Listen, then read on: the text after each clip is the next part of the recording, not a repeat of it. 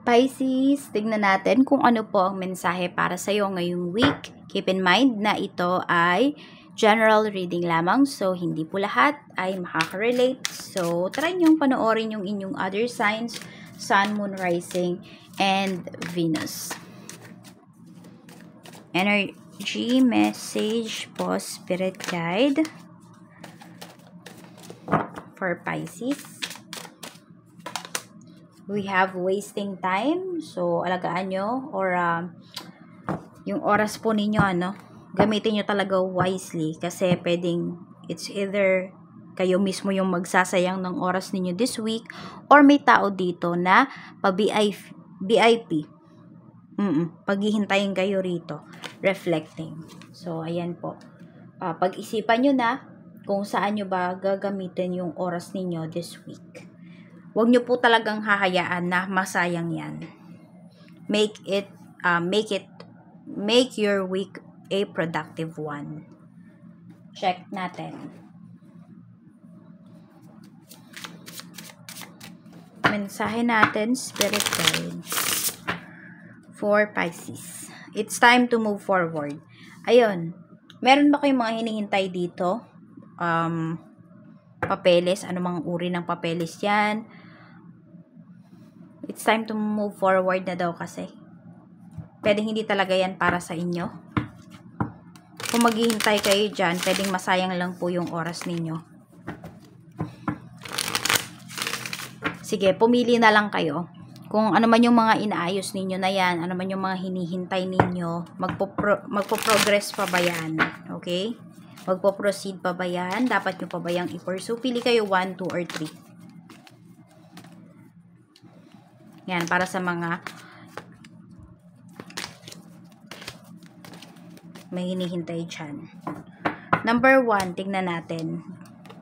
5 of Swords, wala na. Naloko po kayo rito. Nagsayang lang talaga kayo ng oras. So, it's time to move forward na talaga. So, pwedeng yung mensahe na to para sa inyo po talaga yan. Number 2, pwedeng nakakakutob na kasi kayo eh. Pero, nandun pa rin kasi na hoping kayo. Pero, ayan, kino-confirm na po sa inyo, it's time to move forward na. It's time to move forward na din also. Number 2, same kayo dito, no? Ang dami nyo nang sayang na oras dito and wag na kayo magsayang pa ng another oras, another time, another month for this one. Number 3, King of Cups. Number 3, ayan, ito, ikaw may pag-asa ka pa rito. May pag-asa pa po. Okay? So, ito may progress pa kayo dito na hinihintay. At may progress pa na paparating dito sa kung ano man yung hinihintay po ninyo. Check natin, energy. Spirit Guide, energy po ni Pisces. 5 of Pentacles. May struggle talaga kayo rito. 5 of Pentacles. Nahihirapan ba yung iba sa inyo? It could be, nahihirapan kayong kumilos.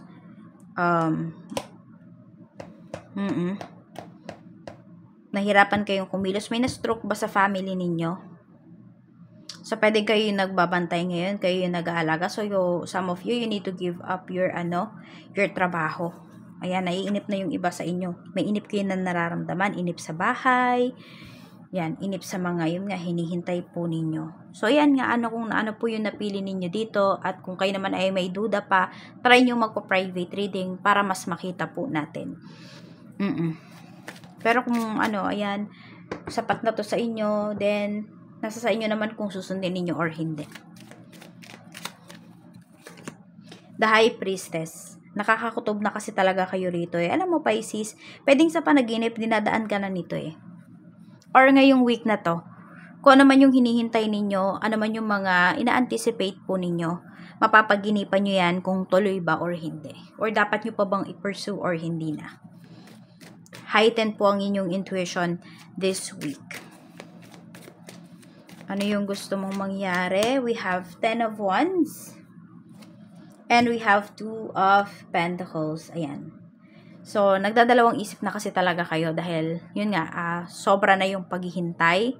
Sobra na yung efforts na binigay po ninyo dito. So, parang gusto nyo na lang talaga kung, yes, ma-confirm talaga, kung ano ba yung sagot sa inyo. Parang, eto, gusto nyo, kung sino man yung tao naka-deal ninyo, kausap ninyo, aminin na lang niya kung meron ba kayong hinihintay o wala. Ganun lang. Tapos, pwedeng maka-move forward ka na. Kesa naman pinaghihintay ka rito. So, pinakaayaw mo kasi, pinaghihintay ka, ayaw mo dito, pinapaasa ka. What you need, Four of Pentacles. So, some of you need nyo ng extra money dito. Or, ito, may pera ba kayong hinihintay? Yan yung kailangan nyo talaga. We have the world. So, you need to move forward. Puro move forward yung sinasabi sa'yo rito.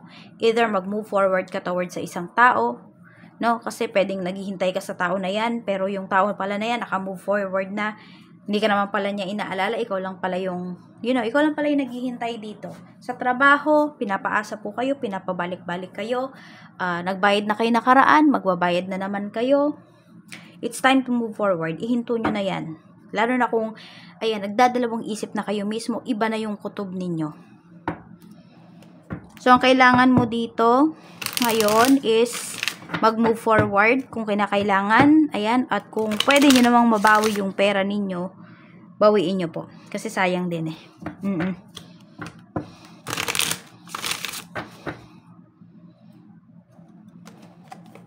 Your challenges, 7 of Wands. We have the Star. Paano ka makaiwas dito eh? Yun yung challenges mo. Paano ka makaiwas na mag-isip ng negative? Paano ka makaiwas na ma-compare? And challenges mo talaga dito, kasi nga, di ba, may nafe-feel ka na. Either papanindigan mo ba yung nafe-feel mo na yon, or mag-move forward ka na. So, yan yung challenges mo. Bakit? Kasi po ganito eh. Matagal na kayong naghihintay. So, ayaw nyong mapahiya towards sa family ninyo. Kasi umasa rin sila eh. Kaya meron dito, pinapakita, hindi pa rin kayo mag-give up doon sa hinihintay ninyo. Ipupush nyo talaga siya. Kasi feeling naman ng iba sa inyo, mangyayari talaga siya. Ayan, no?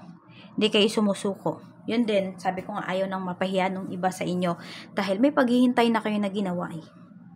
So, tignan po natin, okay, blessings naman na paparating for you. Blessings po na paparating, Spirit Guide.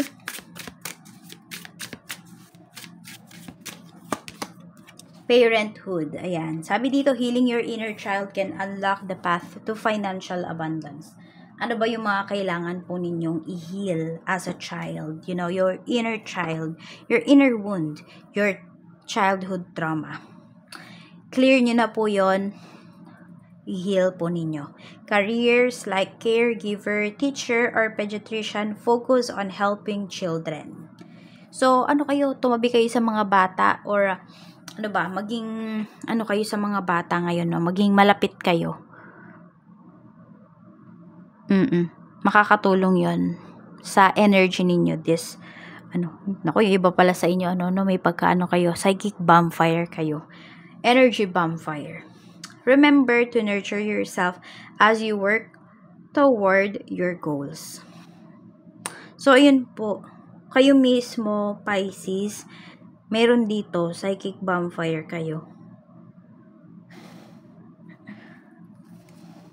Ace of Cups. Okay. Ganito din, no? Protect nyo yung energy ninyo. Protect nyo yung energy ninyo, or feel mo yung cups mo, heal mo yung mga kailangan mong i-heal para hindi na to mangyari.